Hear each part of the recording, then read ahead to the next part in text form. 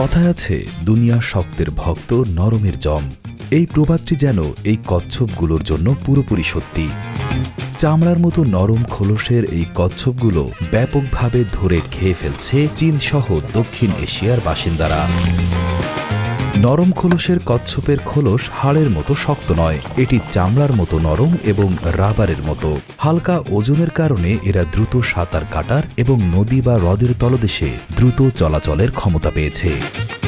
এদের মুখ দেখতে কিছুটা শূকরের শুঁড়ের মতো লম্বাটে এবং নলাকার। এদের চোখ থাকে মুখের একেবারে ডগায়। এই বিশেষ মুখের গঠনের কারণে এরা শরীরের বেশিরভাগ অংশ নদী বা হ্রদের কাদার নিচে লুকিয়ে রাখে।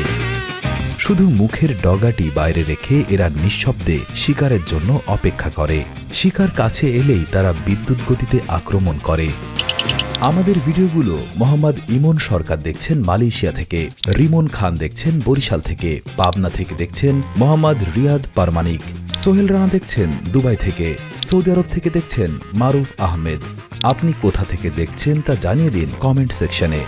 Asian giant soft shell turtle Yangtze giant soft shell turtle বিশ্বের বৃহত্তম মিষ্টি পানির কচ্ছপগুলোর মধ্যে অন্যতম।